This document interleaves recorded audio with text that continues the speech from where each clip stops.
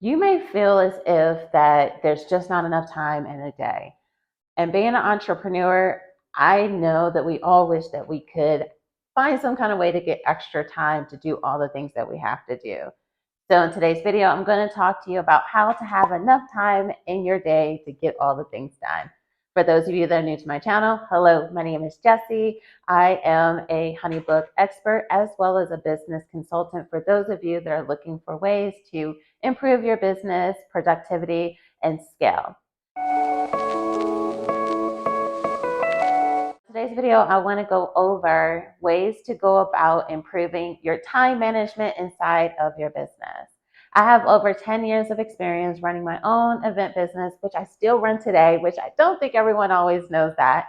So for me to not only manage my consulting business, as well as still running an event planning company, you can only imagine how limited my time can be on a day-to-day basis. So I'm going to give you some tips to help you with being able to have control over your time to avoid burnout on your journey. First step that I want to recommend for you to do is to create a list of all the things that you do. I have read this tip or tactic when I was watching a video on Skillshare, and I'll make sure to have the video in the caption below so that you're able to check that video out. Essentially, the instructor, Ali, if you probably are familiar with him on YouTube, he's very popular on this platform, and he had said, just write out all the things in which you do. At first, I was like, I need a lot of paper to get all this done. However, it made a ton of sense because I feel that what happens is that we can feel like we may have a lot to do, but we may actually be using our time on busy work than the things that actually need to be done to help our business with growing forward. So the reason why I recommend you to do this, don't only write down business, but write down your personal things. Write down things that are non-negotiables, like your family endeavors. So for those of you that have requirements or activities that you have to do for family, just write all of these things down and just let them go freely. Our first goal is not to figure out how to make it work. It's just to be able to have clarity on the things that we actually have to do in our schedule. Once you've taken time to write down everything, now I recommend for you to actually either highlight or circle the things that are non-negotiable. This is super important. The reason why is that I feel that in our hustle culture, we're always just sacrificing the things that refuel our soul, that are important to us, that are part of our moral foundation and compass just to make money. And then what happens is that we see people on YouTube talking about they burnt out and they just fell out of love with what they were building. And it's all because they did not make their non-negotiables a non-negotiable.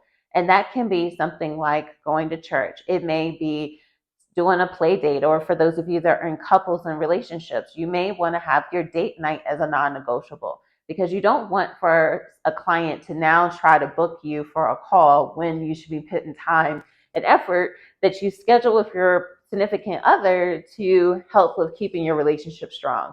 Because I find that whenever, from a third person perspective, whenever there is a boundary with time and relationships, it can always be rooted in one of the issues being not having restraints on time and family. So write down what are your non-negotiables in that list, highlight them, and really start to get clear about why these things are important to you. And then once you have your non-negotiables, put those things on your schedule. It may seem stupid, or it may be like, oh, I don't need to write those things into my calendar. However, I have found that I feel more relaxed when I take the time to write these things in my calendar because no one can take those times. However, if I don't say that a non-negotiable for me is Bible study on Tuesday nights, someone will try to schedule that time. My calendar in HoneyBook will not even show it as an available time because it is on my calendar. Moments that I have team meetings with my team members, those are non-negotiables for me because I want to make sure that we're all on the same page. Again, your life will look different, but I do recommend you taking the time to figure out what your non-negotiables are and putting them on your calendar because you still will have plenty of time to do the things inside of your business. But if you're not clear about the things that are actually happening outside of your business, you will feel yourself eventually strained and unfulfilled within your business. The third tip that I would give you is to now go through the remaining things on that list and actually write out or highlight in another color what are the things that are time wasters or things that can be outsourced. Believe me, you may, like I thought at one point, hiring people to support me was going to be quite costly. In reality, that is not the case when you are clear about what someone's going to do with you or do for you. So the reason why I recommend for you to look at time wasters or things that can be outsourced, because it may not make the most amount of sense for you to create your graphics on Canva for your social media. You can probably find someone on Fiverr that can do that for $5 to $10. Yes, you can do it for yourself, but if that's going to take you an hour to do, and if you know what your hourly rate is, I know what my hourly rate is. It doesn't make sense for me to take the time to do that, as well as like doing my YouTube covers. So I've been on a journey of finding the right person to help me with doing my YouTube covers or doing my YouTube edits. Again, it all depends on your business as to what you may need to outsource, or things that might be time wasters. So once you start to cross off those things, just be clear about, do I really need to do it, or can I have someone else do it? Or am I just doing this because it sounds good, but it doesn't really relate to my goals? This is not a loaded step. This is very clear cut. Do not overthink it. Because if you start to see that, oh, I spend time going to the grocery store, or I clean the house 3 times a day, or maybe whatever, I'd rather pay an extra $10 to have someone go grocery shopping for me using Instacart so I can have time to work on my business any day. There's certain things that, yes, you may not have the means to go out and spend all the money right now. However, you won't understand that you can buy your time back for a reasonable cost when you're clear about what someone's going to help you with and support. Rachel Rogers talks about this in her book, We Should All Be Millionaires. And she mentions this, like, this is a part of you gaining your time back. I do not believe in the hustle culture where you have to burn yourself out and have 4 hours of sleep and things of that nature. It may make sense at a specific season of your path. However, it is not a long-term solution. So just take the time to figure out what are the things that are time wasters as well as the things that you can outsource. Before I go into the last step, I would recommend for you to subscribe to this channel so that you can stay updated on videos like this, as well as some awesome training videos to help you with growing your event planning business or just your service-based business in general.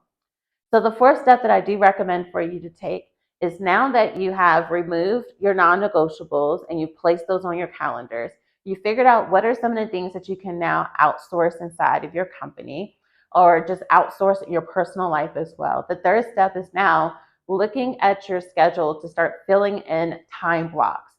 I am a big fan on time blocking because it allows for me to have momentum moving forward. If I know that I have a 3 hour time period, I don't want to have to do sales calls, graphics, a whole bunch of different things at the same time. I find that if I know that I have a 2 hour window and I need to do sales calls, all I'm going to do is knock out those sales calls. Or if I know that on Wednesdays I have a big block of time that's undisturbed, that makes the most amount of sense for me to do my design or any of the marketing graphics I need to do as well. Because if I had to go from marketing designs to sales calls to personal back to doing videos, like, it would be very hard to pick up the momentum that's necessary. And I will probably avoid doing things when I feel as if I'm overwhelmed. So I do then recommend looking at the remaining things on your calendar and figure out how can you start to block your time. I will recommend you having a time block for administrative tasks. You want to have a time block for sales and outreach type of things or client retention items. You also need to have time to execute the service in which you're going to make. And in a Skillshare video, Ali goes in even greater detail than what I'm doing right now on how to start putting these category buckets. Because once you can do schedule blocking, I find that some of the most successful people do not jump around to 30 different topics in one day. They know exactly what are their main focuses, what are their main goals for a day, and they just knock it out.